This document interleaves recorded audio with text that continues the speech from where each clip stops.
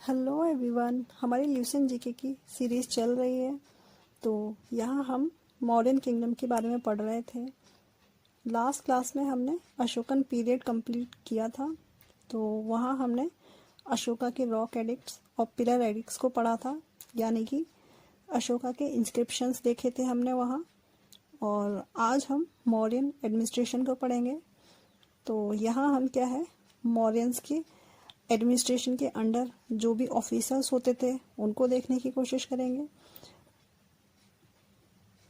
तो इस तरह से क्या है, मॉडर्न एडमिनिस्ट्रेशन जो था वहाँ पे हम 4 टाइप्स का एडमिनिस्ट्रेशन देखेंगे। जो था हमारा central administration, provincial administration, then municipal या लोकल एडमिनिस्ट्रेशन, देन हमारा आर्मी एडमिनिस्ट्रेशन। तो सबसे पहले सेंट्रल एडमिनिस्ट्रेशन देखते हैं। तो यहाँ क्या था, चाणक्य ने एक थ्योरी दी थी, तो जिसको सप्तांग थ्योरी कहते हैं। तो इस थ्योरी के अकॉर्डिंग क्या था, स्टेट के 7 एलिमेंट्स को यहाँ पे मेंशन किया गया था। और ये जो 7 एलिमेंट्स थे वो स्टेट के एडमिनिस्ट्रेशन के लिए काफ़ी इम्पोर्टेंट हुआ करते हैं। तो यहाँ क्या था, स्टेट के जो 7 एलिमेंट्स हैं वो स्टेट के एडमिनिस्ट्रेशन के लिए इम्पोर्टेंट है, यानी कि राजा, जिसको किंग बोलते हैं। देन ये जो राजा जो हुआ करता है वो न्यूक्लियस होता है किसका, एडमिनिस्ट्रेशन का। ये काफ़ी इम्पोर्टेंट पार्ट हो जाता है एडमिनिस्ट्रेशन का। देन अमात्य यानी कि सेक्रेटरी, जो जिसका काम था किंग को असिस्ट करना। उसके बाद होता है जनपद यानी कि टेरिटरी। तो राजा के पास रूल करने के लिए एक टेरिटरी होनी चाहिए। देन उसके बाद होता है क्या, दुर्ग यानी कि फोर्ट। तो ये फोर्ट काफ़ी इम्पोर्टेंट हो जाता है क्योंकि राजा के पास फोर्ट होना चाहिए, जिसकी वजह से क्या है, फोर्ट से वो एडमिनिस्ट्रेशन को प्रॉपरली मैनेज कर सके। देन उसके बाद होता है कोष यानी कि ट्रेजरी। तो पैसा जो है बहुत ही इम्पोर्टेंट होता है एडमिनिस्ट्रेशन के लिए, तो राज्य चलाने के लिए। तो राजा के पास कोष यानी कि ट्रेजर होना बहुत ही इम्पोर्टेंट हो जाता है। देन उसके बाद होता है दंड यानी कि सेना यानी कि आर्मी। तो एक आर्मी होना राजा के पास बहुत ही इम्पोर्टेंट फीचर हो जाता है, बहुत ही इम्पोर्टेंट हो जाता है, क्योंकि एनिमी से प्रोटेक्ट करने के लिए क्या है, अपने लोगों को प्रोटेक्ट करने के लिए एक आर्मी होना बहुत ही इम्पोर्टेंट होता है। तो देन उसके बाद क्या है, लास्ट में मित्र यानी कि फ्रेंड। तो राजा के पास क्या है, अलाइज होनी चाहिए, यानी कि राज्य के कुछ जो स्टेट हैं उनके साथ क्या है, फ्रेंडली रिलेशन होना चाहिए राजा के, ताकि जब राजा को ज़रूरत हो तो समय आने पे उनकी वो हेल्प कर सके, राजा की वो हेल्प कर सके। यानी कि राजा के फ्रेंड जो हैं, मित्र जो हैं, वो हेल्प करने राजा की आ सके, यानी कि सिक्योरिटी दे सके उनको। देन इसके बाद क्या है, किंग होता है, उसको सोल कहा गया है, इन 7 एलिमेंट्स का सोल कहा गया है। देन किंग को असिस्ट करने के लिए एक मंत्री परिषद होगी ताकि राजा प्रॉपर एडमिनिस्ट्रेशन कर सके। तो मंत्री परिषद जो होता है, काउंसिल ऑफ मिनिस्टर होती है, जो किंग को रूल करने के लिए असिस्ट करती है। तो मंत्री परिषद के 4 एलिमेंट्स थे, युवराज, पुरोहित, महामात्री और सेनापति।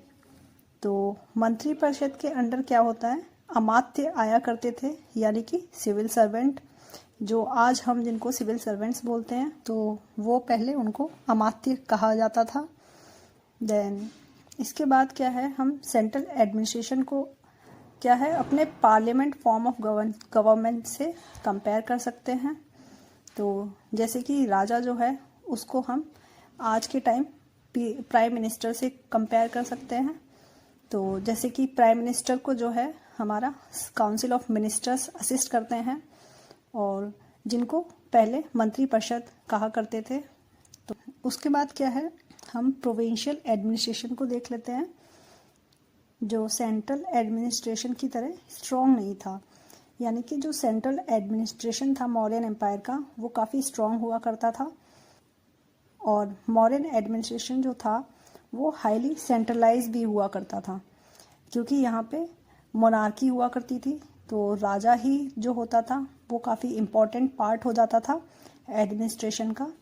सारा एडमिनिस्ट्रेशन जो है राजा के थ्रू हुआ करता था और उसको असिस्टेंट देने के लिए मंत्री परिषद हुआ करती थी। तो जो स्टेट का सेंटर होता था कौन होता था? राजा होता था। तो मौर्यन किंगडम को क्या है 5 प्रोविंसेस में डिवाइड किया गया था। तो 5 प्रोविंसेस थे जिनका एडमिनिस्ट्रेशन जो था वो रॉयल फैमिली के मेंबर्स किया करते थे, यानी कि प्रिंस किया करते थे, प्रिंस के थ्रू हुआ करता था। देन यहाँ पे क्या था, जो प्रोविंशियल एडमिनिस्ट्रेशन जो था उसको मैनेज करने के लिए जो किंगडम था उसको 5 प्रोविंसेस में बांटा गया था। तो जो मगध था वो सेंट्रल प्रोविंस हुआ करता था जिसकी कैपिटल पाटलिपुत्रा हुआ करती थी। देन उत्तर पथ यानी कि नॉर्दर्न प्रोविंस जिसकी कैपिटल तक्षशिला हुआ करती थी। इसके बाद आता है दक्षिण पथ यानी कि सदर्न प्रोविंसेस जिसकी कैपिटल सुवर्णगिरी थी। देन उसके बाद आता है अवंती पथ यानी कि वेस्टर्न प्रोविंस जिसकी कैपिटल उज्जैन थी। एंड देन उसके बाद आता है ईस्टर्न प्रोविंस यानी कि प्राच्य पथ जिसकी कैपिटल जो थी वो कलिंग थी या फिर तोशाली थी। तो यहाँ पे क्या था, किंगडम को प्रोविंसेस में डिवाइड किया गया था ताकि किंग जो है प्रॉपर या फिर इफ़िशिएंट वे से एडमिनिस्ट्रेशन कर सके। देन एडमिनिस्ट्रेटिव यूनिट भी थी यहाँ पे। एडमिनिस्ट्रेशन को कुछ यूनिट्स में डिवाइड किया गया था फॉर इफ़िशिएंट मैनेजमेंट। तो जहाँ हाईएस्ट यूनिट जो थी वो चक्र थी यानी कि प्रोविंस जिसके हेड राष्ट्रपाला थे। देन इसके बाद क्या था, आहार या वैश्य जिसको क्या है डिस्ट्रिक्ट लेवल हुआ करता था उसको आहार बोला जाता था या फिर उसको वैश्य बोला जाता था, मंडल भी बोलते थे। और जिसके हेड थे प्रदेशिका। तो यहाँ पे जो प्रदेशिका थे वो एडमिनिस्ट्रेटिव पर्पस के लिए इनका यूज़ हुआ करता था। ये एडमिनिस्ट्रेटिव जो पर्पस था वो फुलफिल करते थे स्टेट का। और राजुका जो हुआ करते थे वो हेड थे लैंड रेवेन्यू के। जितना भी लैंड रेवेन्यू आया करता था वो राजुका के थ्रू आया करता था। उनका कलेक्ट करने का और उसको मैनेज करने का जो काम हुआ करता था वो राजुका का हुआ करता था। देन डिस्ट्रिक्ट के अंडर थे संग्रहाना यानी कि ग्रुप ऑफ 10 विलेज। संग्रहाना जो हुआ करता था 10 ग्रुप का एक विलेज हुआ करता था जिसके हेड गोपा हुआ करते थे।